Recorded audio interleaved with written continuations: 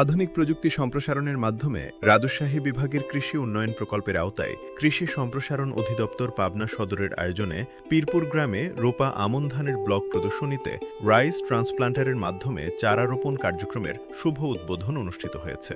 উক্ত অনুষ্ঠানে প্রধান অতিথি ছিলেন পাবনা কৃষি সম্প্রসারণ অধিদপ্তরের উপপরিচালক মোহাম্মদ জাহাঙ্গীর আলম প্রামাণিক, যিনি আধুনিক প্রযুক্তি ব্যবহারে কৃষিকাজ দ্রুত, সহজ ও লাভজনক হওয়ার কথা উল্লেখ করেন। তিনি আরও বলেন, আপনি বললেন আমার 1 বিঘা জমিতে 103 জাতের ধান আপনি লাগাইয়া দিবেন, কত নেবেন? বলবে হয়তো যে 4000 বা 5000। আর আপনি হিসাব করে দেখেছেন আমি তো আবার 10,000 দিয়েও হয় না। তখন এইরকম ক্ষুদ্র উদ্যোক্তা আপনার মেশিন দিয়ে লাগাইয়া দেবে। সে কেন কম নিতে পারছে? কারণ একদিনে সে 20 বিঘা জমি লাগাতে পারতেছে, আর আপনারা 8 জন মিলে 1 বিঘা জমিই সারতে পারতেছে না। এই জন্য এই যান্ত্রিকীকরণের বিকল্প আর নাই। এখন যদি বলা হয় যে এই গরুর হাল দিয়ে জমি চাষ করতে হবে, আমাদের মৌসুমে শেষ হয়ে যাবে, তবু হাল চাষই শেষ হবে না। এই হাজার হাজার লাখ লাখ বিঘা জমি যদি গরুর হাল দিয়ে চাষ করা লাগতো, তাহলে কি আবাদ সবার পক্ষে করা সম্ভব হতো না।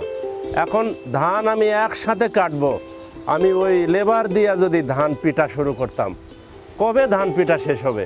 এই জন্য থ্রেশার মেশিন জনপ্রিয়তা লাভ করেছে এবং শতভাগ জমিতেই কিন্তু ট্রাক্টর আর পাওয়ার টিলার। গরুর হাল আর আছে? গরুর হাল আছে? নাই। পাওয়ার টিলার অথবা ট্রাক্টর। ধান মারাই কি দিয়ে হয় এখন? হপার দিয়ে। হ্যাঁ, সব মেশিন দিয়া। তাহলে চাষ হচ্ছে মেশিন দিয়া, মারাই হচ্ছে মেশিন দিয়া। শুধুমাত্র আমরা পিছিয়ে আছি ধান লাগাবো কি দিয়া। আপনারা মনে হয় সবাই রাজি হবেন যে যার এটাও যদি মেশিন দিয়ে লাগান যেত ভালো হতো। আজকে নিজে দেখবেন আপনারা কেমন জিনিসটা। খারাপ হলে এই জীবনে আমরা আর আসবো না। আর যদি মনে করেন যে না এটা ভালো প্রযুক্তি, তাহলে আবার আসব। এখন একটা প্রধান সমস্যা আপনাদের কাছে মনে হতে পারে যে এইরকম ট্রেতে চারা উৎপাদনটা আমাদের জন্য কষ্টকর, কিন্তু এই কষ্ট একদিন থাকবে না। আমি তো বারবার আপনাদের বলছি, আজ থেকে 10-12 বছর আগে যখন আমরা আম চাষি ভাইদের বলতাম যে ভাই আমে ব্যাগিং, মানে একটা ব্যাগ আছে, ওটা যদি আম আপনি বেঁধে রাখেন তাহলে আমের কালারটা সুন্দর হয়, বাজার মূল্য ভালো হয়, আমের রোগ পোকা ধরে না বললেই চলে।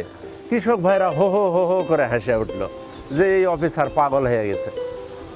গাছে হাজার হাজার লাখ লাখ আম, এটা বাঁধা যাবে? এটা কে বাঁধবে? অথচ আজকে এই প্রযুক্তি কিন্তু যারা বুঝে ফেলছে, আজকে বাজারে যেয়ে দেখেন 400 টাকা কেজি আম, 400 টাকা কেজি আম। চিন্তা করতে পারছেন? আর যারা আমাদের কথা শুনে হো হো করে হাসছে, ওরা 20 টাকা কেজি।